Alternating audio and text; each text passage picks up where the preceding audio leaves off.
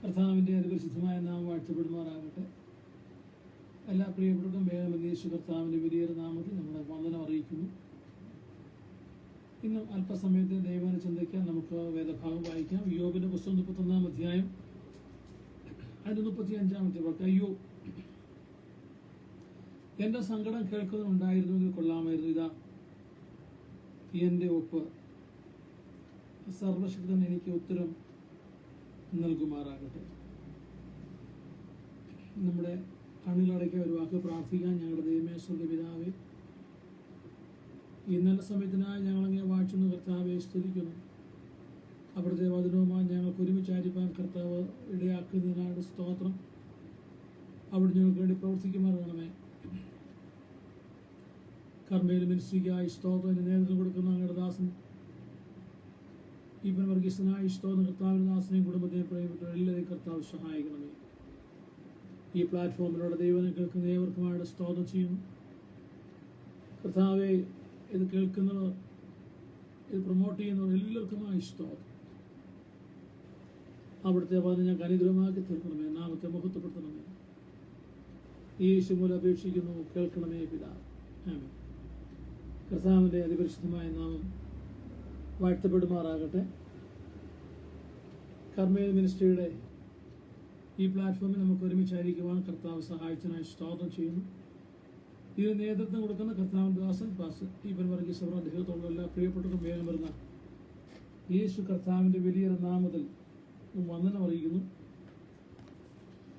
പ്രിയമുള്ളവരെ, ദൈവത്തിന്റെ വചനം നമുക്ക് ആശ്വാസവും അനുഗ്രഹവും നൽകുന്നതാണ്. ദൈവവചനം നമ്മെ അവിടുത്തെ കൃപയെ നിലനിർത്തുന്ന, അതാണ് റോമാലേഖനത്തിൽ നാം കാണുന്നത്. തിരുവെഴുത്ത് നമുക്ക് നൽകുന്നതായ നന്മയെക്കുറിച്ച് സ്തോത്രം ഇവിടെ പറയുന്നു. തന്നെ ഇവിടെ ഈ എഴുതിയിരിക്കുന്നതിനകത്ത് ഉൽപ്പത്തി മുതൽ വെളിപ്പാട് വരെയുള്ളതായ പുസ്തകങ്ങളിൽ എഴുതിയിരിക്കുന്നത് ഇന്നുള്ളതായ വിശ്വാസ സമൂഹത്തിന് വേണ്ടിയിട്ടാണ്. മുൻകാലങ്ങളിൽ സംഭവിച്ചതാണ്. കർത്താവിന് വേണ്ടി ഇറങ്ങിപ്പുറപ്പെട്ടവർക്ക് അവരനുഭവിച്ചതായ നന്മയും തിന്മയും എല്ലാം. അതുകൊണ്ടാണ് പൗലോസ് റോമർക്ക് ലേഖനം എഴുതുമ്പോൾ അതിന്റെ 15-ാം അധ്യായത്തിന്റെ 4-ാമത്തെ വാക്യത്തിൽ ഇങ്ങനെ വായിക്കുന്നത്: എന്നാൽ മുൻ എഴുതിയിരിക്കുന്നതൊക്കെയും നമ്മുടെ ഉപദേശത്തിന്, നമുക്ക് തിരുവെഴുത്തുകളാൽ ഉളവാകുന്ന സ്ഥിരതയാലും ആശ്വാസത്താലും പ്രത്യാശ ഉണ്ടാകണമെന്ന് തന്നെ എഴുതിയിരിക്കുന്നു. ഈ വചനത്തിൽ എഴുതിയിരിക്കുന്ന വ്യക്തികൾക്ക്, കുടുംബങ്ങൾക്ക്, സമൂഹത്തിന് സംഭവിച്ചതെല്ലാം നമ്മുടെ ഉപദേശത്തിന് വേണ്ടിയിട്ടാണ്. ഈ വല്ലാത്ത ലോകത്ത്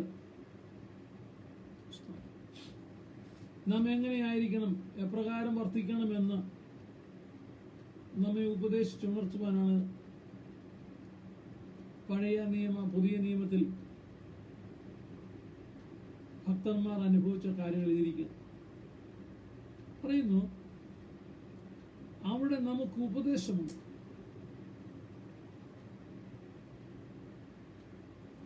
ഉൽപ്പത്തി പുസ്തകം മുതൽ നോക്കിയാൽ നാം അത് കാണാൻ സാധിക്കും. മറ്റൊന്നും നമ്മളോട് ആരും പറയണ്ട. അവർക്ക് അങ്ങനെ ഭവിച്ചതുപോലെ നമുക്ക് ഭവിക്കാതിരിക്കുവാൻ അവരുടെ ജീവചരിത്രം നമ്മെ ഉപദേശിച്ചുകൊണ്ടിരിക്കും. അടുത്ത കർത്താവ് പറയാണ്, തിരുവെഴുത്തുകളാൽ ഉളവാകുന്ന സ്ഥിരത. ദൈവത്തിന്റെ തിരുവചനം മാത്രമേ, ദൈവം മാത്രമേ മനുഷ്യനെ സ്ഥിരപ്പെടുത്തുന്നുള്ളൂ, ആശ്വാസം നൽകുന്നുള്ളൂ, പ്രത്യാശ നൽകുന്നുള്ളൂ. ആടിയുലയുന്ന എങ്ങനെ എപ്രകാരം അവസാനിപ്പിക്കണം ചിന്തിക്കുന്ന ജീവിത നൗക ഉറച്ചു നിൽക്കുവാൻ ബലപ്പെടുത്തുന്നത് ദൈവത്തിൻ്റെ വചനമാണ്.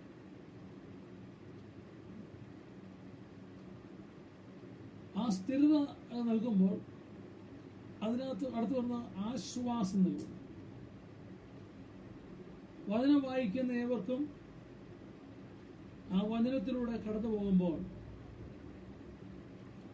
ഏതൊരു പ്രയാസ പ്രതികൂലങ്ങളിലും കർത്താവ് നടത്തിയ ഭക്തനെ ഉറപ്പിച്ച പരിപാലിച്ച വിധം അത് എന്നെ നടത്തുവാനും പോഷിപ്പിക്കുവാനും മതിയായതാണെന്നുള്ളത് നൽകുമ്പോൾ അതിനകത്ത് നമുക്കൊരാശ്വാസം വ്യാപരിക്കും. അടുത്ത് പറഞ്ഞു, ആശ്വാസം ലഭിക്കുമ്പോൾ പ്രത്യാശയുണ്ടാകും. അപ്പോൾ തിരുവചനം ബഹുമുഖവിധമായ കാര്യങ്ങളാണ് ചെയ്യുന്നത്.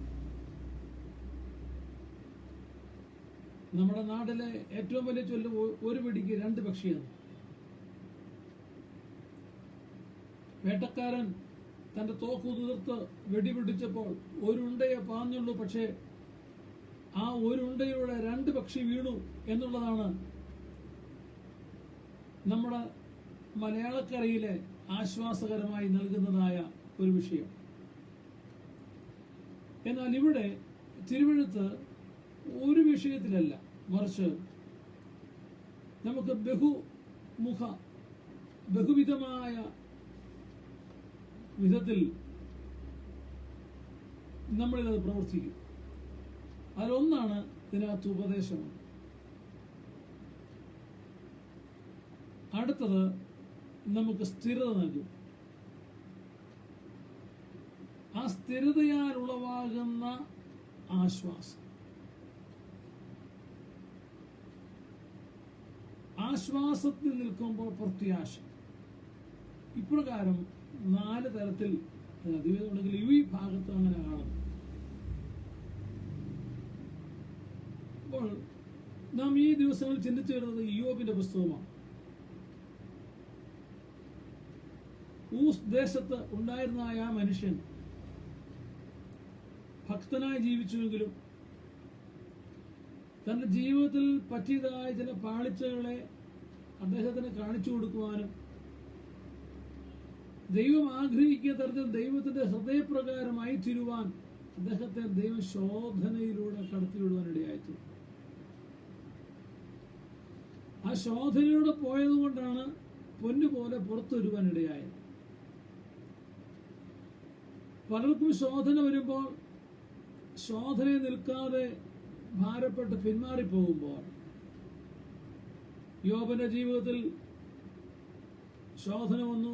വിഷയങ്ങൾ, പ്രയാസങ്ങൾ, പ്രതികൂലങ്ങളുടെ നടുവിൽ ഇയ്യോബ് ദൈവകൃപയിലാകുവാൻ തന്റെ ശോധനകൾക്ക് ഇടയായി.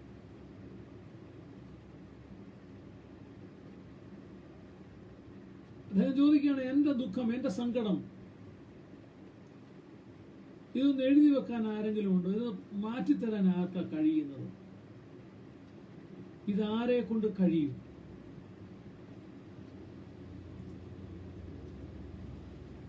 പലരും സങ്കടപ്പെടാറുണ്ട്.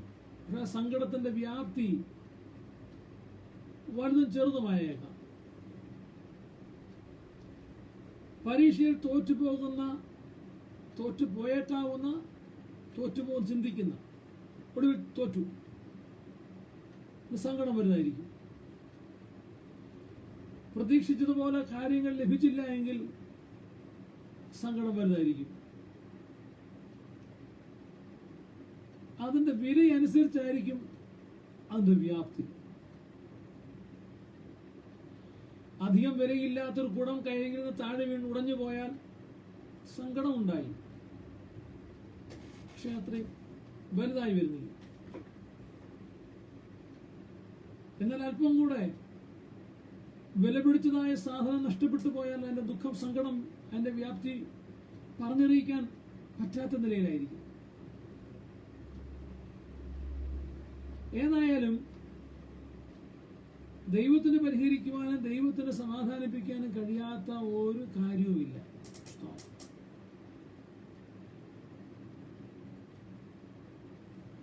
വെളിപ്പാട് പുസ്തകത്തിലെ ഒരു വാക്യം നമുക്ക് ചിന്തിക്കാം. വെളിപ്പാട് പുസ്തകം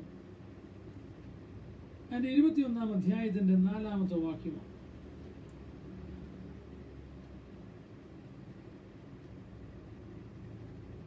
നാലാമത്തെ വാക്യമാണ് അതിന്റെ കീ വാക്യം എങ്കിലും അതിനു മുൻപായി ഒരു വിശദീകരണം നൽകുന്നുണ്ട്. പ്രിയമുള്ളവരെ, നമ്മുടെ ജീവിതത്തിൽ ഉണ്ടാകുന്ന കഷ്ടനഷ്ടങ്ങൾക്കും പ്രയാസങ്ങളും പ്രതികൂലങ്ങൾക്കും എല്ലാം സന്തോഷമായ ഏതിനകത്തും നമുക്ക് അതിനകത്തോടെ ദൈവിക സന്ദേശമുണ്ട്. ദുഃഖസമയത്ത് മാത്രമല്ല. വിവാഹം സന്തോഷകരമായ ഒരു അനുഭവമാണ്. അന്ന് ആ വിവാഹത്തിൽ പങ്കെടുക്കാൻ പോകുന്നവർക്കും സന്തോഷമാണ്. ആ വിവാഹത്തിന് വേണ്ടിയിട്ട് സദ്യക്കൂട്ട് ഒരുക്കുന്നവർക്കും സന്തോഷമാണ്. കാരണം ഒരു പ്രോഗ്രാം ഒരു ഒത്തു കിട്ടിയല്ലോ, 10 പേർക്ക് ജോലിയായല്ലോ. ഇപ്പോഴാണെങ്കിൽ എല്ലാ തരത്തിലും ഫോട്ടോഗ്രാഫർക്ക്, പന്തലിടുന്നവർക്ക്, ഡെക്കറേറ്റ് ചെയ്യുന്നവർക്ക്, കേറ്ററിംഗുകാർക്ക്, പെണ്ണുകളെ ഒരുക്കുന്നവർക്ക്, ഈവന്റ് മാനേജ്മെന്റിന് എല്ലാവർക്കും സന്തോഷമാണ് ഒരു വിവാഹം എന്ന് കേൾക്കുമ്പോൾ. ഒരു കോളത്തു ആ സന്തോഷം ഈ വിധമായ ആളുകൾക്ക് സന്തോഷിക്കുമ്പോൾ തന്നെ അവർക്ക് ഇത്രയും സന്തോഷമുണ്ടെങ്കിൽ അന്ന് വിവാഹിതയാകാൻ പോകുന്ന പുരുഷനും സ്ത്രീക്കും എന്തോരം സന്തോഷം ഉണ്ടായിരിക്കും. അവർ സന്തോഷിക്കുമ്പോൾ അവരുടെ മാതാപിതാക്കളുടെ സന്തോഷം വലുതായിരിക്കും. സഭയുടെ സന്തോഷം വലുതായിരിക്കും. അപ്പനും അമ്മയ്ക്കും പറയാൻ കഴിയുന്നത്, ദൈവമേ, ഈ തലമുറയിൽ എൻ്റെ മകനോടൊപ്പം അല്ലെങ്കിൽ മകളോടൊപ്പം പഠിച്ചിരുന്ന, ജോലി ചെയ്ത ആ മറ്റൊരു മകനൊരു മകൾക്ക് ലഭിക്കാത്ത, പലർക്കും കഴിയാതെ പോയത് എൻ്റെ കുഞ്ഞിന് ലഭിച്ചല്ലോ. ബന്ധുക്കളുടെയും ചാർച്ചക്കാരുടെയും വേണ്ടപ്പെട്ടവരുടെയും മുൻപിൽ ഒരു വിവാഹ ശുശ്രൂഷ പങ്കെടുക്കുവാൻ, ശുശ്രൂഷയിലേക്ക് നടക്കുവാൻ അവർക്കിടയായല്ലോ. പലരും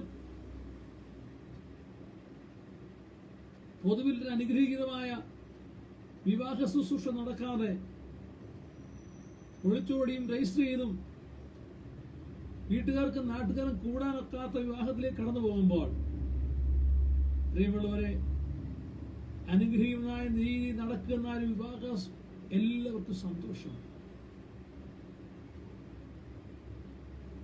വധുവിനും വരനും സന്തോഷമാണ്, മാതാപിതാക്കൾ സന്തോഷമാണ്, ഏവർക്കും സന്തോഷമാണ്. അപ്പൊ ദുഃഖം മാത്രമല്ല മനുഷ്യജീവിതത്തിൽ ഉണ്ടാകുന്നത്, സന്തോഷം. ഒരുപക്ഷെ പറഞ്ഞേക്കാം, അന്നത്തെ വിവാഹത്തില് വധുവിന്റെ പിതാവിനോ മാതാവിനോ സംബന്ധിക്കാൻ സാധിച്ചില്ല, അവർ മരണപ്പെട്ടു പോയേക്കാം. വിദേശത്തായിരുന്നവർക്ക് കടന്നു വരാൻ സാധിച്ചില്ല, അതൊക്കെ സങ്കടം ഉളവാകുന്ന ഒരു കാര്യമാണ്. എങ്കിലും അതിനകത്ത് സന്തോഷമുണ്ട്. ഏതൊരു കാര്യത്തിനകത്തും ദുഃഖവും സന്തോഷവുമുണ്ട്. അത് അറിയുന്ന ഒരാൾക്ക്, ആഴത്തിൽ അതിനെക്കുറിച്ച് മനസ്സിലാകുന്ന ഒരാൾക്ക് അതിനെക്കുറിച്ച് ചഞ്ചലപ്പെടാൻ അവകാശമില്ല. ഞാനിങ്ങനെ കേട്ടു, ടൈറ്റാനിക് എന്ന ആ വലിയ ജലവാഹനം മുങ്ങുകയാണ്. അതിനകത്ത് വളരെയേറെ പേർ കഥകളൊക്കെ ഉണ്ട്. ഒത്തിരിയേറെ ധനനഷ്ടം പലതും നടന്നപ്പോൾ, സ്ത്രീകൾക്കും കുട്ടികൾക്കും വേണ്ടി മാത്രം രക്ഷാ ബോട്ടുകൾ തയ്യാറായപ്പോൾ ക്യാപ്റ്റനോ മറ്റാരോ ഉദ്യോഗസ്ഥൻ കാണുകയാണ്, ഒരു മാതാവ്, ഒരു സ്ത്രീ തന്റെ പക്കലുള്ളതായ ആ യാത്രാ ബാഗുമായി വലിയ തത്രപ്പാടൊന്നുമില്ലാതെ ശാന്തമായി നിൽക്കുന്നത് കാണുവാനിടയായി തീർന്നു. ആളുകൾ ചോദിച്ചു, എന്താ ഇത്രയും ശാന്തമായി നിൽക്കാൻ സാധിക്കുന്ന? കപ്പൽ മുങ്ങുകയാണ്. എല്ലാവർക്കും രക്ഷപ്പെടാനുള്ള രക്ഷാ ബോട്ടുകൾ ഈ വാഹനത്തിൽ ജലയാനത്തിലില്ല. എങ്കിലും നിങ്ങൾക്ക് വേണ്ടി ഞാനൊന്ന് നോക്കാം, വരൂ, നിങ്ങളെ ഞാൻ അടുത്ത ബോട്ടിൽ താഴേക്ക് ഇറക്കാമെന്ന് പറഞ്ഞപ്പോൾ ആ സ്ത്രീ പറഞ്ഞു, മിസ്റ്റർ, എന്നെ ഓർത്ത് വ്യാകുലപ്പെടണ്ട. ഈ ബോട്ട് മുങ്ങിയാൽ എനിക്ക് കുഴപ്പമൊന്നുമില്ല, മുങ്ങിയില്ലെങ്കിലും എനിക്ക് കുഴപ്പമൊന്നുമില്ല. കാരണം എനിക്ക് 2 പെൺമക്കളാണുള്ളത്. അതിലൊരാള് ചില നാളുകൾക്ക് മുമ്പ് മരിച്ചുപോയി. അവൾ ഇമ്പങ്ങളുടെ പർദീസിൽ എത്തിച്ചേർന്നു. ഇന്ന് ഈ ബോട്ട് മുങ്ങുമ്പോൾ ഞാനും ഇതിനകത്ത് മുങ്ങി മരിക്കുകയാണെങ്കിൽ എൻ്റെ ആത്മാവ് എനിക്ക് മുൻപേ നിത്യത്തിൽ എത്തിച്ചേർന്ന മകളോടൊപ്പം ഞാൻ അവിടെ കാണും. അതല്ല, രക്ഷാദൗത്യത്തിൽ ഞാനും രക്ഷപ്പെട്ട് കരക്കിറങ്ങിയാൽ അക്കരെ എന്റെ മകൾ അവളുടെ വാഹനവുമായി വന്നു നിൽപ്പുണ്ട്, അവളുടെ ഭവനത്തിലേക്ക് എന്നെ കൊണ്ടുപോകുക. അതുകൊണ്ട് ആ സ്ത്രീ പറഞ്ഞത്രേ, വൈ ഷുഡ് ഐ വറി? ഞാൻ എന്തിനാ വിഷമിക്കാൻ? ഇത് മുങ്ങിയാൽ എനിക്ക് വിഷമിക്കാനൊന്നുമില്ല. മുങ്ങാതിരുന്നാൽ മകളോടൊപ്പം ഈ ഭൂമിയിൽ മുങ്ങുമ്പോൾ ഞാൻ മരിച്ചുപോയ മകളോടൊപ്പം നിത്യതയും. സ്തോത്രം. പ്രിയമുള്ളവരെ, അതാണ് ദൈവവചനം നമുക്ക് നൽകുന്ന സ്ഥിരതയും ആശ്വാസവും പ്രത്യാശയും. സ്തോത്രം. മാനവജാതി മുഴുവൻ ദുഃഖത്തിലാണ്. വാഹനമോടി കളക്ഷൻ കിട്ടിയില്ലെങ്കിൽ ദുഃഖമാണ്. വിള നശിച്ചു, ദുഃഖമാണ്. കാട്ടുമൃഗങ്ങൾ വിള നശിപ്പിച്ചു, ദുഃഖമാണ്. രോഗം, കഷ്ടമൊക്കെ ദുഃഖമാണ്. എന്നാൽ അപ്പുറത്ത് അതിനകത്തൊക്കെ പ്രത്യാശ നൽകുന്ന ഒരു സന്ദേശം നമുക്ക് ദൈവത്തിന് നമുക്ക് തരാനുണ്ട്, നൽകാനുണ്ട്. വെളിപ്പാട് പുസ്തകം എഴുതിയതായ യോഹന്നാൻ അപ്പോസ്തലൻ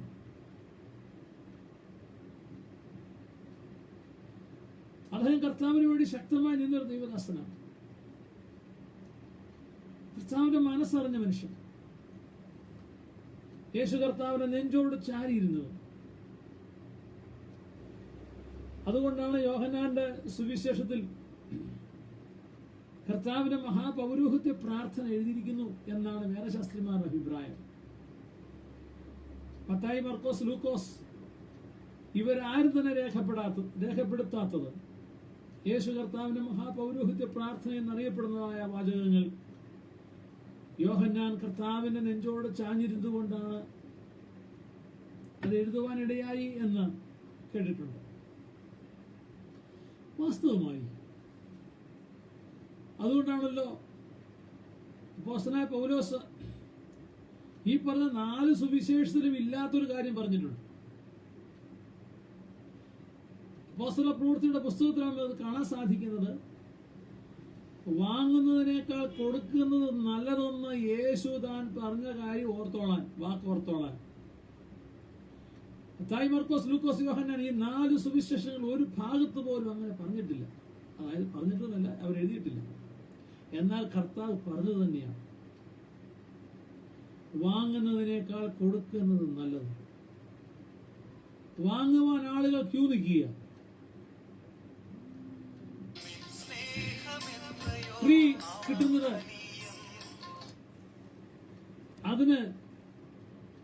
അത് പ്രാപിക്കുവാൻ മനുഷ്യർ ക്യൂ നിൽക്കുക.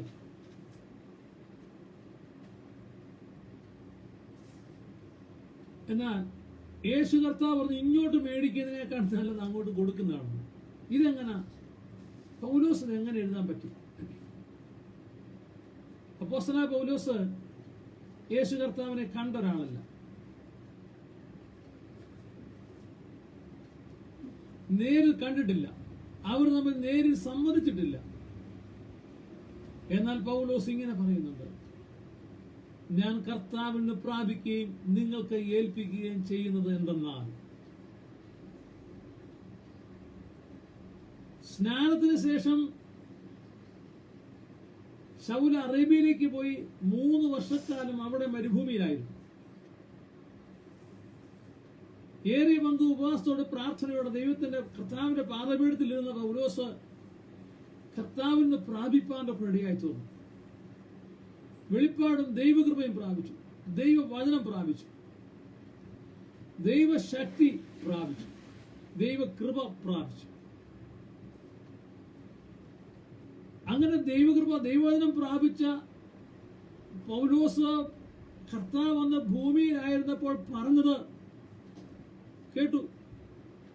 അന്ന് ശിഷ്യന്മാരോട് കർത്താവ് പറഞ്ഞത് യേശു കർത്താവ് പൗലോസിനോടും പറഞ്ഞു, പൗലോസെ, വാങ്ങുന്നതിനേക്കാൾ കൊടുക്കുന്നതാണ് നല്ലത്. കർത്തൃമേശയെക്കുറിച്ച്, തിരുമേശയെക്കുറിച്ച് വളരെ വ്യക്തവും ശക്തവുമായി ദൂത് നൽകിയത് പൗലോസാണ്. അതിന് കാരണം പൗലോസ് എന്ന് പറഞ്ഞു, ഞാൻ കർത്താവിൽ നിന്നാണ് പ്രാപിച്ചത്. മുൻപേ മറ്റു ഭാഗത്ത് പറഞ്ഞു, എനിക്ക് മുൻപേ അപ്പോസ്തലന്മാരുടെ അടുക്കൽ ഞാൻ പോയി അവരുടെ ഒന്നും പ്രാപിച്ചിട്ടില്ല, അവരെനിക്ക് തന്നിട്ടുമില്ല. ഞാൻ യെരൂശലേമിലേക്ക് പോയില്ല, അവരുടെ കാലത്തിൽ ഞാനൊന്നും പ്രാപിച്ചില്ല, ഞാൻ കർത്താവിൽ നിന്ന് പ്രാപിച്ചു.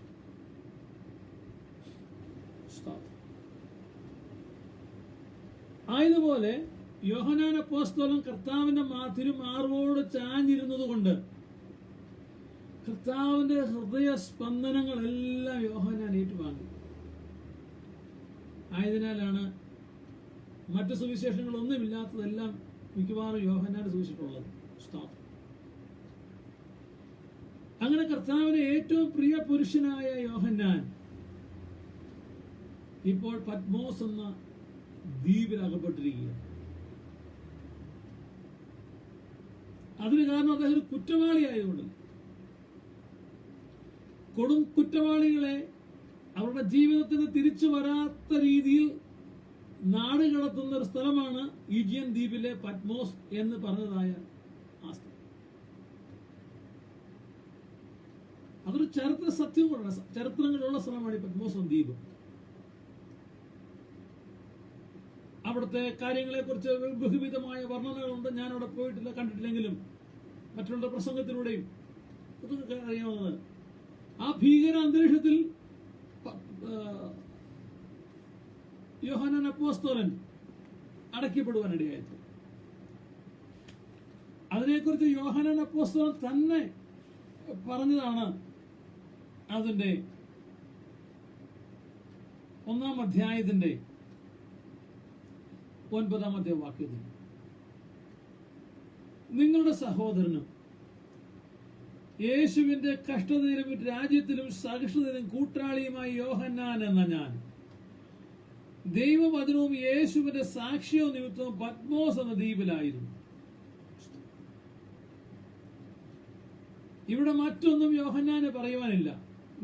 വന്യ ദിവ്യശ്രീ എന്നോ റവറന്റ് എന്നോ മോസ്റ്റ് റവറന്റ് എന്നോ ഒന്നുമില്ല. നിങ്ങളുടെ ഒരു സഹോദരൻ, മൂപ്പനായി ഇപ്പോൾ, എങ്കിലും മറ്റുള്ളവരുടെ നിങ്ങളുടെ സഹോദരനാണ് ഞാൻ. പത്രോസെ, യാക്കോബ് കൊല്ലപ്പെട്ടു. ശിഷ്യന്മാരോട് മറ്റുള്ളവർ പറയുക, എന്നോട് നിങ്ങളോട് പറയുക, ഞാൻ നിങ്ങളുടെ സഹോദരനാണ്, ഞാൻ നിങ്ങളുടെ തിരുമേനിയല്ല. കർത്താവിന്റെ ശിഷ്യന്മാർ ആരും തന്നെ ഒരിക്കലും തിരുമേനി എന്ന പദം അവർ തന്നെ എടുത്തിരുന്നില്ല. നാം ഇന്ന് കാണുന്ന പോലെ ചുവന്ന മേലം കീഴും വെള്ളമേലം കീഴ് കറുത്ത തുപ്പി, അതിന് നടുവിൽ വീതിയേറിയ ചുവന്ന പട്ട കൊണ്ടുള്ള അരക്കെട്ടുമായി കർത്താവ് തന്നെ പറഞ്ഞു, അവരുടെ അരക്കെട്ട വീതി കൂടുമെന്ന്, അരപ്പട്ടയ്ക്ക്. അങ്ങനെ നാം ഇന്ന് കാണുന്ന ആളുകൾ യേശുവിന്റെ പേരും യേശുവിന്റെ നാമവും ഒക്കെ ഉപയോഗിച്ച് അവർ വിവിധമായ സൗകര്യങ്ങളിലൂടെ കടന്നു പോകുമ്പോൾ മറ്റുള്ളവരുടെ കൈമുത്തിച്ചും മറ്റുള്ളവരെ കാൽക്കലേക്ക് തള്ളിയിട്ടും അംശവടിയും കൊടിയും വടിയുമായിട്ട് വിരാജിക്കുമ്പോൾ കർത്താവിന്റെ കണ്ട യോഹന്നാൻ അപ്പോസ്തലൻ പറയാണ്, നിങ്ങളുടെ സഹോദരൻ. പ്രിയമുള്ളവരെ, നാം എല്ലാവരും അന്യോന്യം സഹോദരന്മാരാണ്. അതിനകത്ത് ഡോക്ടറും റവറൻറ്റും മോസ്റ്റ് റവറൻറ്റും മറ്റൊന്നുമില്ല.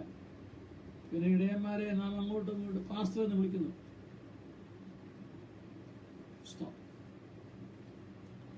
ബ്രദർ എന്നാണ് കൊള്ളാമെന്നൊരു പദം. സഹോദരൻ,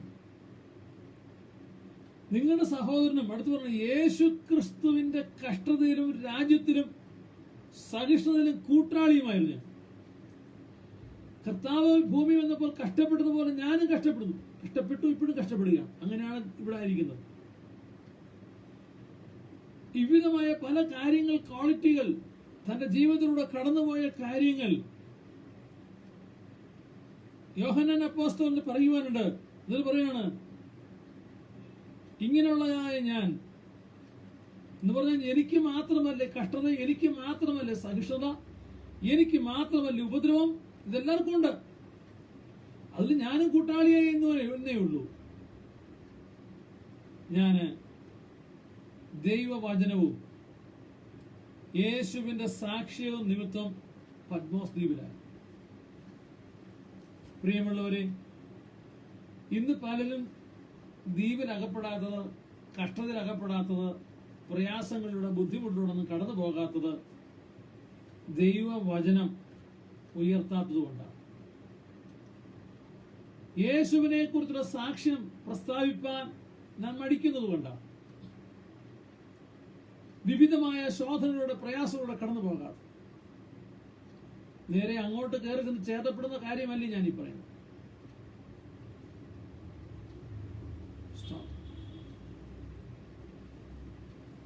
അതുകൊണ്ട് പൗലോസ് മറ്റൊരു ഭാഗത്ത് പറയുന്നുണ്ട്, ക്രിസ്തുവിന്റെ ക്രൂശ് നിമിത്തം കഷ്ടതയും പ്രയാസവും ഉണ്ടാകാതിരിക്കുവാൻ തക്കവണ്ണം ചിലർ ജഡത്തിൽ സുമുഖം കാണിക്കുന്നുണ്ട്.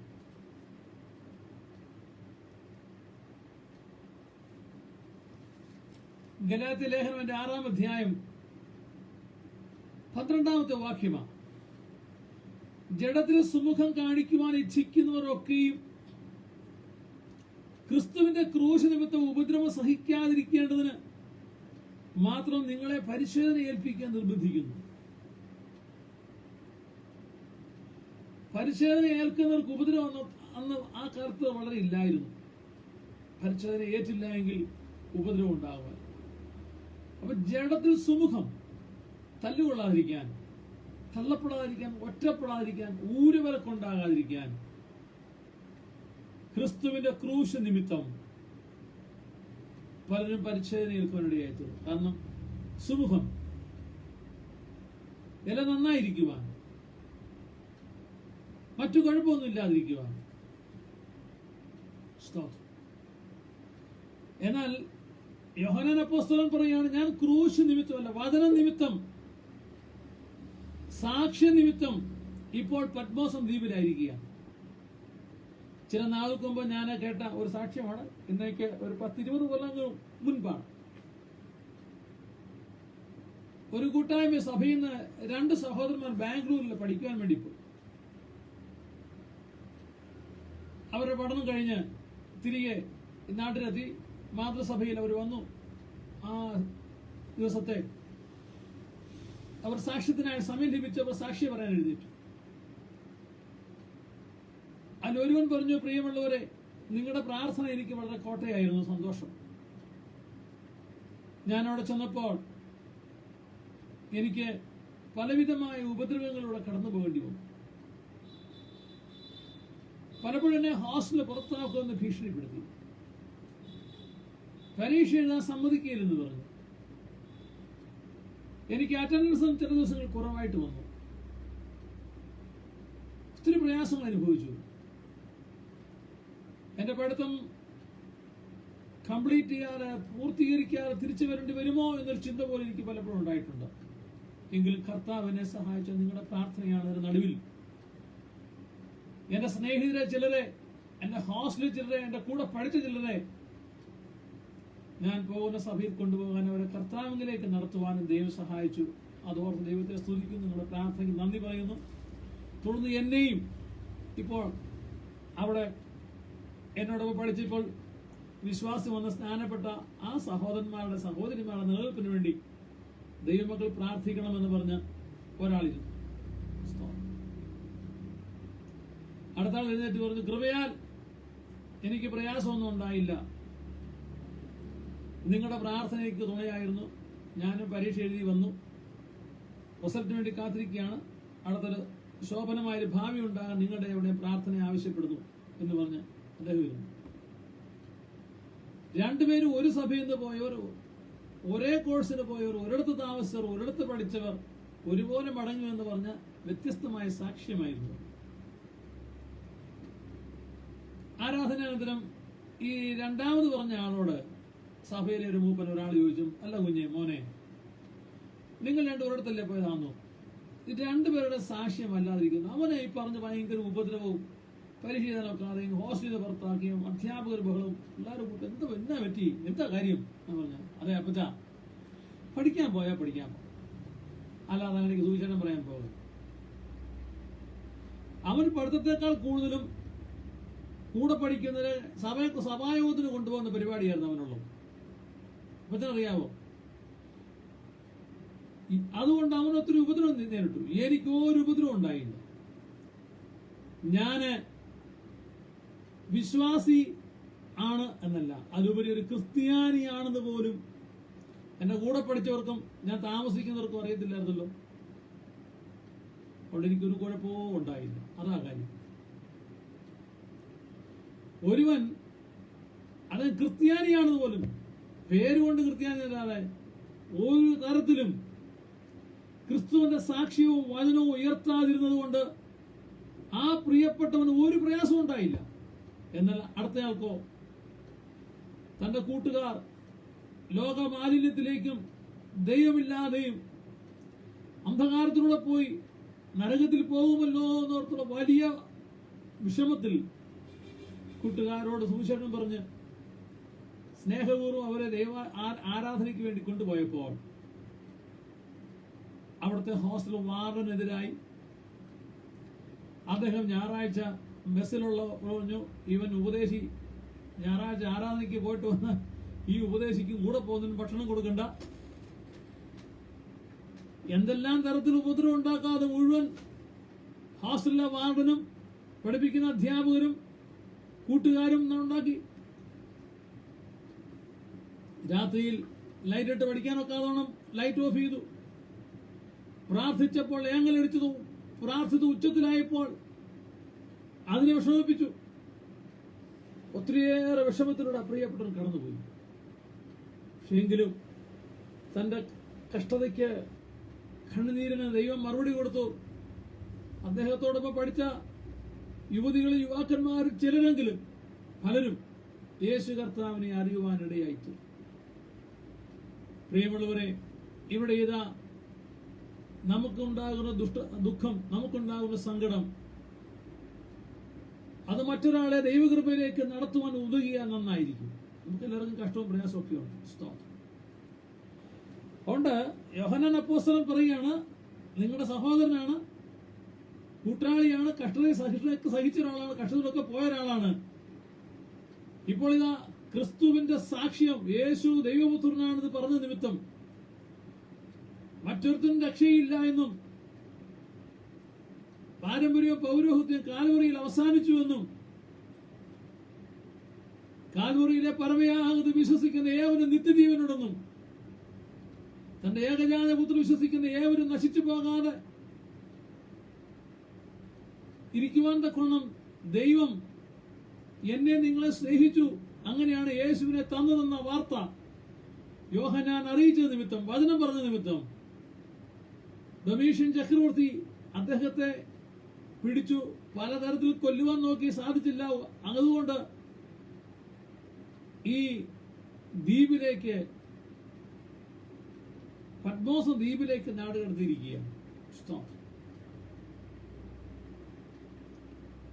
അവിടെ കിടക്കുമ്പോൾ നാം ഇങ്ങനെ വായിക്കുന്നത്, കർത്തൃ ദിവസത്തിൽ ഞാൻ ആത്മവിവശനായി.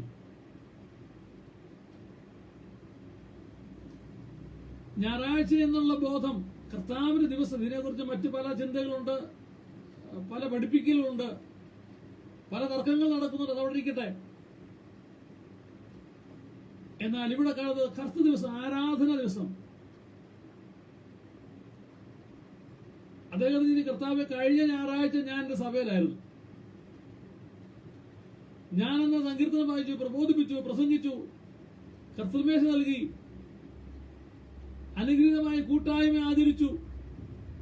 അന്ന് എന്നോടൊപ്പം പാടാനും പ്രാർത്ഥിക്കുവാനും സ്തോത്രം ചെയ്യുവാനും ജനമുണ്ടായിരുന്നു. ഇപ്പോഴിതാ ഇവിടെ ഈ ദ്വീപിൽ ഞാൻ ഏകനായി പോയല്ലോ.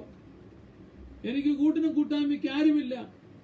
എന്റെ മരണശേഷം എന്റെ മാംസം തിന്നുവാൻ, എന്റെ ആസ്തി തകർക്കുവാൻ നോക്കിയിരിക്കുന്ന ദുഷ്ടജന്തുക്കളെ എന്റെ ചുറ്റുപാടുള്ളൂ. കൊത്തിപ്പറിക്കാൻ കാത്തിരിക്കുന്ന കഴുകന്മാർ. വിവിധമായ വിഷയങ്ങളിൽ ഞാൻ ആയിപ്പോയല്ലോ കർത്താവേ. ഭാരത്തോടല്ല ഇല്ല, ചിന്തകൾ കടന്നുപോയി. അവിടെ കർത്തൃ ദിവസത്തിൽ കഴിഞ്ഞ ഞായറാഴ്ചത്തെ അല്ലെങ്കിൽ മുൻ ദിവസങ്ങളിലെ ദൈവ സാന്നിധ്യവും ദൈവകൃപയും ആരാധനയെക്കുറിച്ചുള്ള ഓർമ്മയിൽ ആ ധ്യാനത്തിങ്കൽ തീർത്തി. സ്തോത്രം. യോഹന്നാൻ അപ്പോസ്തലൻ ആത്മവിവശനായി, ആത്മനിറവിലായി. അതാണ് അർത്ഥം, ആത്മനിറവിലായി. ആ സമയത്ത് അതുവരെ അല്ല,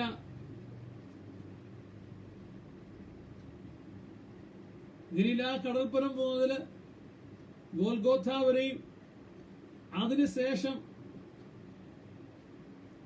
പലപ്പോഴും കൂടിയിരുന്നു. പക്ഷെ സ്വർഗാരോഹണത്തിന് ശേഷം ആരാധനയിൽ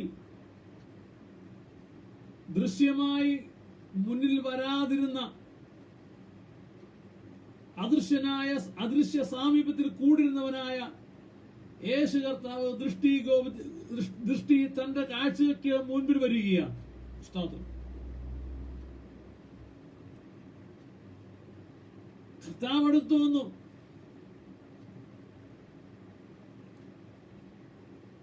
അപ്പോൾ അടുത്ത് വന്ന് തന്നോട് സംസാരിക്കുകയാണ്. സാധാരണ മനുഷ്യ ശബ്ദമല്ല, അതിനപ്പുറത്ത് കാഹളത്തൊത്ത ഒരു മഹാനാദത്തിൽ അത് പുറകിൽ കേട്ടു. ആ സംസാരിച്ച നാദം എന്തെന്ന് കേൾക്കുവാൻ അല്ലെങ്കിൽ അറിയുവാൻ തക്കണം.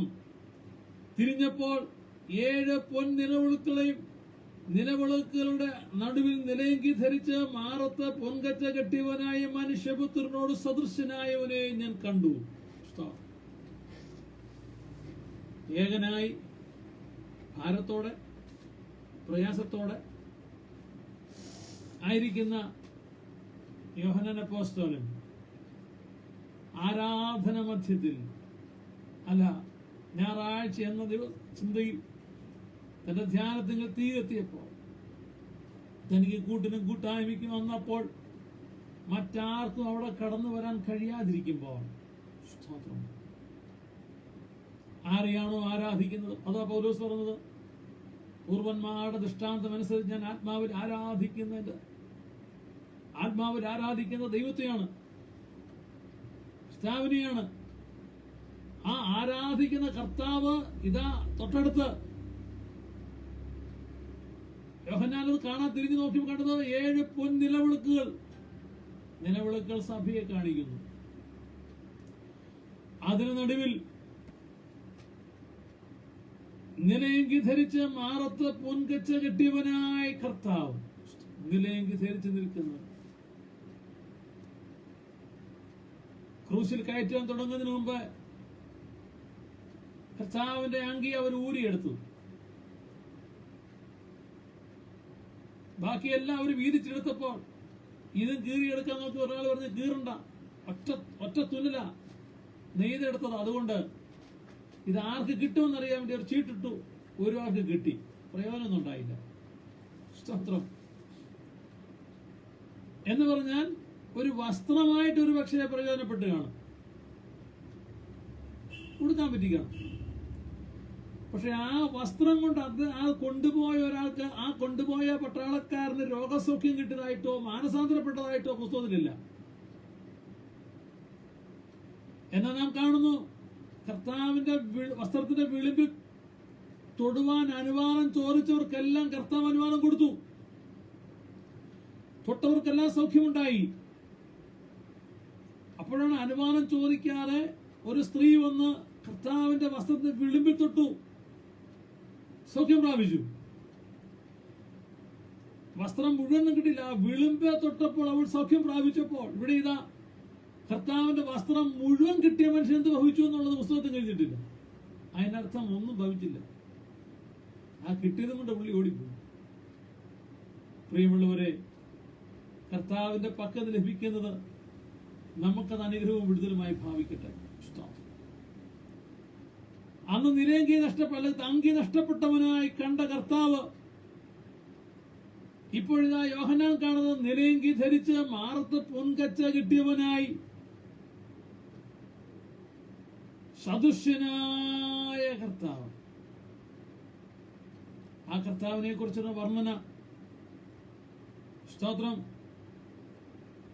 അവന് തലയും തലമുടിയും വെളുത്ത പഞ്ഞി പോലെ ഹിമത്തോളം വെള്ളയും, കണ്ണ് അഗ്നിജ്വാലയ്ക്കൊത്തതും, കാല് ഉലയെ ചുട്ടു പഠിപ്പിച്ച വെള്ളോട് സദൃശ്യവും, അവന്റെ ശബ്ദം പെരുവെള്ളത്തിന്റെ ഇരുചിൽ പോലുമായിരുന്നു. അവന്റെ വലം കൈയിൽ 7 നക്ഷത്രമുണ്ട്. അവന്റെ വായിന്ന് മൂർച്ചയേറെ ഇരുവായത്തിലുള്ള വാൾ പുറപ്പെടുന്നു. അവന്റെ മുഖം സൂര്യശക്തിയോടെ പ്രകാശിക്കുന്ന പോലെയായിരുന്നു. അവനെ കണ്ട് ഞാൻ താഴ്ന്നു. പ്രിയമുള്ളവരെ, ജീവിതത്തിന്റെ ഏകാന്തതയിൽ, വാർദ്ധക്യവും ഏകാന്തതയിലുമായിരുന്ന യോഹന്നാൻ അപ്പോസ്തലൻ ഞായറാഴ്ച അയ്യോ എന്റെ സങ്കടം കേൾക്കുന്നവൻ ഉണ്ടായിരുന്നുവെങ്കിൽ കൊള്ളാമായിരുന്നു എന്ന് യോബിനെ പോലെ പുലമ്പിയോ അറിയില്ല, എഴുതിയിട്ടില്ല. സ്തോത്രം. ഇതാരെങ്കിലും ഒന്ന് എഴുതി വെച്ചാൽ കൊള്ളാമായിരുന്നു എന്ന് യോഹന്നാൻ അപ്പോസ്തലൻ വിലപിച്ചില്ല, പ്രലപിച്ചില്ല, ആരോടും പഴിയൊന്നും പറഞ്ഞില്ല. ഈ എഴുത്താണിയും കൊണ്ട് എഴുതട്ടെ എന്ന് പറയാനും പോയില്ല. മറിച്ച് കറുത്ത ദിവസം വന്നപ്പോ താൻ ഓർത്തത്, ദൈവമേ, കഴിഞ്ഞ ദിവസങ്ങളിൽ ഞാനായിരുന്ന സഭയിൽ എത്ര സന്തോഷമായിരുന്നു, ദൈവജനത്തോടൊപ്പം ഞാൻ സന്തോഷിച്ചല്ലോ ഇവിടെ. സ്തോത്രം. അതുകൊണ്ട് ദൈവം അദ്ദേഹത്തിന്, സ്തോത്രം, ആ ദുഃഖകരമായ അനുഭവത്തിൽ അവസ്ഥയിൽ വലിയ ഒരു ദൗത്യം ഫലമേൽപ്പിക്കുവാൻ തക്കൊണ്ട് ഇവിടെയായി തീർന്നു.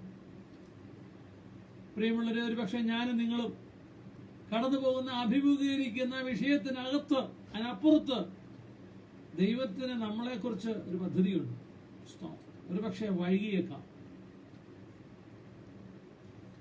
യോഹന്നാൻ അപ്പോസ്തലൻ ഏകനായി ഭാരത്തോടെ പ്രയാസത്തോടെ കിടക്കുമ്പോൾ കാണുന്നത് ഇപ്പോൾ ഏകനല്ല, ഏകാന്തതയിലല്ല, നിശബ്ദമായ ഒരു അനുഭവമല്ല, മൃഗഗർജനങ്ങളും ശീൽക്കാരങ്ങളും ഒന്നുമില്ല, മറിച്ച് ദൈവപുത്രന്റെ ശബ്ദം കേൾക്കുകയാണ്, കാഹളത്തിനൊത്തവണ്ണം. സ്തോത്രം. ദൈവശബ്ദം കേൾക്കുകയും ദൈവപുത്രനെ കാണുവാൻ ഇവിടെയായി തീർന്നു. അത് മാത്രമല്ല, ദൈവസഭയെക്കുറിച്ചുള്ള വ്യക്തമായൊരു കാഴ്ചപ്പാട് ലഭിച്ചു.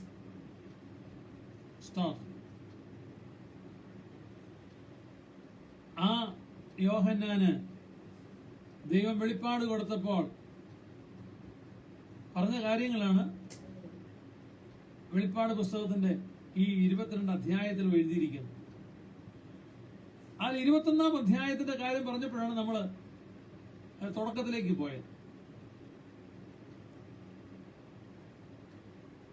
അവിടെ വെച്ച് ദൈവം യേശു കർത്താവ് യോഹന്നാന് കൊടുക്കുന്നൊരു വെളിപ്പാടിൽ ഒന്നതാണ്, ഞാൻ പുതിയ ആകാശവും പുതിയ ഭൂമിയും കണ്ടു.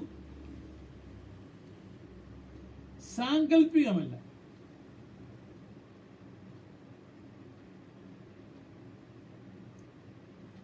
ഉണ്ടാകാം, ഉണ്ടായിരിക്കാം, ഉണ്ടാകാതിരിക്കാം എന്നുള്ളതായ രീതിയല്ല. ഞാൻ കണ്ടു. എന്താ കണ്ടേ? പുതിയ ആകാശവും പുതിയൊരു ഭൂമിയും ഞാൻ കണ്ടു. ഒന്നാമത്തെ ആകാശവും ഒന്നാമത്തെ ഭൂമിയും മാറിപ്പോയി. മുൻപുണ്ടായിരുന്ന ദുഃഖവും കഷ്ടവും ശാപവും ഒക്കെ പേറിയിരുന്ന മനുഷ്യന്റെ പാപം മുഴുവൻ വഹിച്ച പൊടുപൊട പൊട്ടിയ കീറിയ ഭൂമി, മനുഷ്യന്റെ അകൃത്യം കൊണ്ട് ചാഞ്ചാടിയ ഭൂമി മാറിപ്പോയി, ആകാശവും മാറിപ്പോയി. എന്നിട്ടോ അടുത്തത് സമുദ്രവും ഇനിയില്ല. ഞാൻ ആദ്യം കാണുന്ന ഒരു പുതിയ ഭൂമി, ഒരു പുതിയ ആകാശവും ഞാൻ കണ്ടു. അങ്ങനെ നോക്കുമ്പോഴത്തേക്കാണ് ഒന്നാമത്തെ ആകാശവും ഒന്നാമത്തെ ഭൂമിയും മാറിപ്പോയി. അപ്പോൾ അത് മാത്രമല്ല, സമുദ്രവും ഇനിയില്ല. ഭൂമിയുടെ 2 ഭാഗവും സമുദ്രമാണെന്നാണ് പറയപ്പെടുന്നത്. സമുദ്രവും ഇനിയില്ല. പഴയതൊന്നുമില്ലാത്ത വ്യത്യസ്തമായൊരു അനുഭവത്തിൽ വന്നപ്പോൾ യോഹന്നാൻ അപ്പോസ്തലൻ കാണുകയാണ് പുതിയൊരു ഭൂമിയും പുതിയൊരു ആകാശവും. സ്തോത്രം. അതിന്റെ മഹത്വകരമായൊരു വർണ്ണന അവിടെയുണ്ട്. ആ വർണ്ണന ഇങ്ങനെയാണ്. അതിന്റെ മൊത്തം ഹോൾ നെയിമുണ്ട്. അതിന്റെ പേരാണ് പുതിയ ജെറുസലേം, ന്യൂ ജെറുസലേം. ഇന്ന് ഭൂമിയിലെ ഒരു രാജ്യത്തിന്റെ പേരാണ് ജെറുസലേം. എന്നാൽ ഇനി വരാൻ പോകുന്ന ഭൂമിയിലെ മൊത്തം പേര് ജെറുസലേം എന്നായിരിക്കും, പുതിയ ജെറുസലേം. അതൊരു വിശുദ്ധ നഗരമായിരിക്കും. ആദ്യത്തെ ഭൂമി മനുഷ്യന്റെ പാപത്താൽ അശുദ്ധമായി പോയി, അകൃത്യം കൊണ്ട് നിറഞ്ഞു. മനുഷ്യന്റെ പക്കൽ നിന്ന് ദൈവ തേജസ് നഷ്ടപ്പെട്ടു കഴിഞ്ഞപ്പോൾ കരടിയും പുലിയും മാനിന് നേരെ ചാടി വീണു. സിംഹവും നരിയും കൂർക്കനും എല്ലാം ഇതര മൃഗജാലങ്ങളുടെ മേൽ വീണു. ശക്തിയുള്ളവൻ ശക്തിയില്ലാത്തവനെ ആക്രമിച്ചു. അതുവരെ സ്വച്ഛമായി ഒഴുകിയ നദി പോലെ പോയിരുന്ന ഏദൻ തോട്ടത്തിൽ ആക്രോശങ്ങളും പോർവിളികളും മുക്രയും ഹുങ്കാര ശബ്ദങ്ങളും ഉയർന്നപ്പോൾ മറുഭാഗത്ത് നിലവിളിയും ഉയരുവാനിടയായി.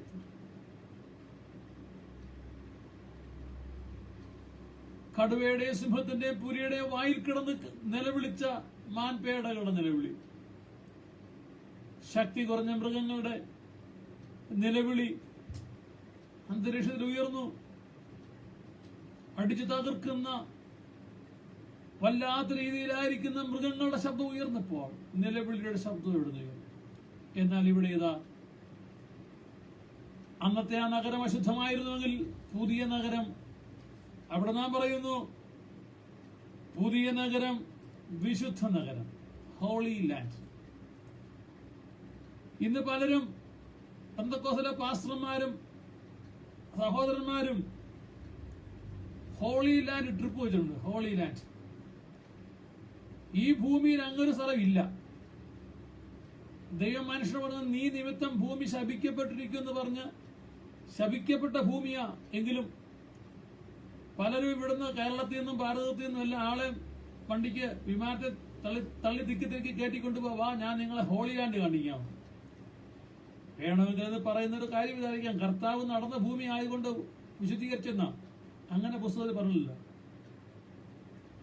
മുള്ളും പറക്കാരെയും കല്ലും മുള്ളുമുള്ള വല്ലാത്ത വഴിയിലൂടെയാ കർത്താവ് ഗോൽഗോഥയിലേക്ക് പോയത്. ഭീതിപ്പെടുന്ന അനുഭവങ്ങൾ പർവ്വത ശിഖരങ്ങളായിരുന്നതല്ല. അതുകൊണ്ട് പ്രിയമുള്ളവരെ, അങ്ങൊരു ലാൻഡ് ഇല്ല. അതുകൊണ്ട് ഇപ്പൊ ചിലരൊക്കെ മാറ്റി വിശുദ്ധ നഗരം കാണിക്കാൻ പോകുന്ന മാറ്റി പൗലോസ് പോയ വഴിയെ ഒരു തീർത്ഥയാത്ര. അതുകൊണ്ട് പൗലോസ് പോയിടത്തൂടെ പോകാം വചനത്തിൽ അങ്ങനെയൊക്കെ പറഞ്ഞ് ലേബല് മാറ്റി ഇപ്പം പലരും. കാരണം ഹോളി ലാൻഡ് ഒരു വിശുദ്ധ നഗരം ഭൂമിയിൽ ഇല്ല എന്നുള്ളത് തിരുവചനത്തിലൂടെ അനേക ദൈവദാസന്മാർ പറയുകയും പ്രസംഗിക്കുകയും ചെയ്തപ്പോൾ ഹോളി ലാൻഡ് പോയ ആളുകളെല്ലാം ഇപ്പം പേര് അതിന്റെ ടൈറ്റിൽ മാറ്റി. എന്നാൽ പ്രിയമുള്ളവരെ, ഞങ്ങളെ ശ്രദ്ധിക്കുന്ന പ്രിയരെ, ഒരു വിശുദ്ധ നഗരം വരാൻ പോവുകയാണ്. യോഹന്നാൻ അപ്പോസ്തലൻ വന്നതായിട്ട് കണ്ടു. അതുകൊണ്ട് പക്ഷെ നിങ്ങൾ ചോദിക്കാം, ദേവദാസനെ ഇത് പറച്ചിലല്ലേ, ഈ നഗരം ഉണ്ടാകുമോ? അങ്ങനൊരു നഗരമുണ്ടോ? ഇന്നത്തെ ഈ വല്ലാത്ത ഭൂമി കിടന്ന് കറങ്ങുകയല്ലാതെ ഒരു വിശുദ്ധ നഗരം ഉണ്ടോ എന്ന് ചോദിച്ചാൽ വളരെ അസന്നിഗ്ധമായി ഈ തിരുവനന്തപുരത്തൂടെ ഈ എളിയവന് പറയാൻ സാധിക്കും, അങ്ങനൊരു നഗരമുണ്ട്. അത് കണ്ടവരുണ്ടോ എന്ന് ചോദിച്ചാൽ ഉണ്ട്. യോഹന്നാൻ അപ്പോസ്തലൻ അത് കണ്ടു. സ്തോത്രം. ആ നഗരത്തെ കണ്ടു. അവിടെ ഞാൻ ഇറങ്ങി വരുന്നത് കണ്ടു. എന്നിട്ടോ അതെങ്ങനെ വരുന്നത്? ഭർത്താവിനായി അലങ്കരിച്ചിട്ടുള്ള മണവാട്ടിയെ പോലെ ഒരുങ്ങി സ്വർഗത്ത് നിന്ന് ദൈവ സന്നിധിനെ ഇറങ്ങുന്നത് ഞാൻ കണ്ടു. ഒരു മണവാളിന് വേണ്ടി ഒരുങ്ങി വരുന്ന മണവാട്ടിയെ പോലെ. ഒരു മണവാട്ടിക്ക് വേണ്ടി മണവാളിന് ഒരുങ്ങിയാ വരുന്നത്. അല്ലാതെ കൃഷിക്ക് പോകുന്ന പോലെ കലപ്പ കൈ ഒഴിക്കാൻ പോകുന്ന തോർത്തുകൊടുത്തോണ്ടല്ല കല്യാണത്തിന് വരുന്നത്. പക്ഷെ ആ ഭാഗമല്ല ഇവിടെ പറഞ്ഞിരിക്കുന്നത്. മണവാട്ടിക്ക് ഭർത്താവിനായി അലങ്കരിച്ചിരിക്കുന്ന മണവാട്ടിയെ പോലെ ഒരുങ്ങി വരുന്ന വിശുദ്ധ അലങ്കാരമാ പ്രാപിച്ച നഗരമായ പുതിയ യെരൂശലേം കണ്ടു. ആ കണ്ട യെരൂശലേമിൽ എത്തിച്ചേരുന്നവർക്ക് ഈ ഭൂമിയിൽ ദുഃഖമുണ്ട്, കഷ്ടമുണ്ട്, വേദനയുണ്ട്, സകലതുമുണ്ട്. എന്നാൽ സ്തോത്രം, പുതിയ യെരൂശലേമിലോ? അത് പറഞ്ഞ് ഈ ഭാഗം അവസാനിപ്പിക്കാം. അവിടെ കണ്ടത്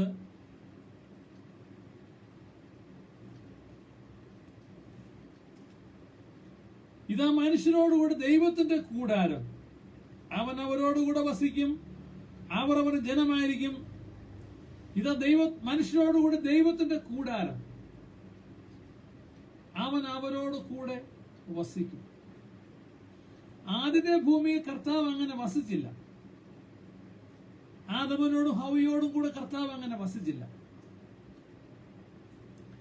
നോഹയോടുകൂടെ വസിച്ചില്ല, ഹാനോക്കിനോടുകൂടെ വസിച്ചില്ല, ദാവീദിനോട് വസിച്ചില്ല. മോശ കർത്താവിനോടും കൂടി പർവ്വതത്തിൽ ഇരുന്നു. മറ്റാർക്കും തന്നെ, പഴയ നിയമ വിശുദ്ധന്മാർക്ക്, ഭക്തന്മാർക്ക് ആർക്കും തന്നെ കർത്താവിനോടുകൂടെ വസിക്കുവാൻ സാധിക്കാതെ പോയി. അതിന് കാരണം ഈ ഭൂമി ശപിക്കപ്പെട്ടതായി.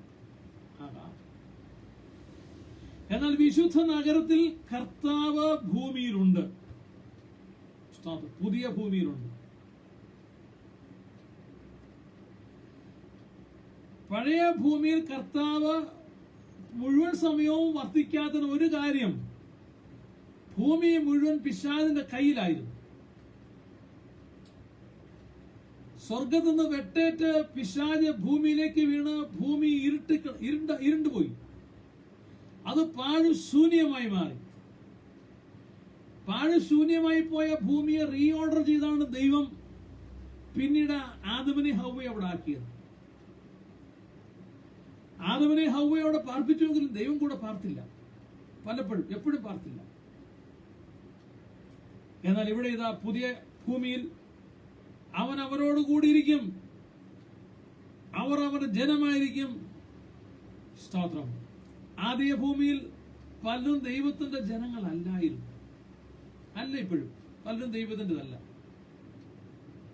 എന്നാൽ പുതുവാന ഭൂമിയിൽ അന്നുള്ള എല്ലാവരുടെയും കൂടെ ദൈവം വസിക്കും. ദൈവം അവരുടെ ദൈവമായിരിക്കും. ആ ജനം ദൈവത്തിൻ്റെതായിരിക്കും. സ്തോത്രം. എന്നിട്ടോ ദൈവം അവരോടുകൂടി ഇരിക്കും. അവൻ അവരുടെ കണ്ണിൽ നിന്ന് കണ്ണുനീരെല്ലാം തുടച്ചു കളയും. ഇവിടെ എല്ലാവരുടെയും കണ്ണുനീര് കർത്താവ് ഒപ്പുന്നില്ല. ചിലർക്കൊക്കെ കണ്ണുനീര് മാറുന്നുവെങ്കിലും പലരുടെയും കണ്ണുനീര് മാറുന്നില്ല. കണ്ണുനീരെല്ലാം തുടച്ചു കളയും. ഇനിയും മരണം ഉണ്ടാകുകയില്ല. ദുഃഖവും മുറവിളിയും കഷ്ടത ഇനി ഉണ്ടാകുകയില്ല. എല്ലാം മാറിപ്പോയി. പ്രിയമുള്ളവരെ, മുന്നെഴുതിയിരിക്കുന്നതൊക്കെ നമ്മുടെ ഉപദേശത്തിന് സ്ഥിരതയിലുള്ളതാകുന്ന ആശ്വാസത്തിന് പ്രത്യാശയ്ക്കായി എഴുതിയിരിക്കുന്ന വചനം.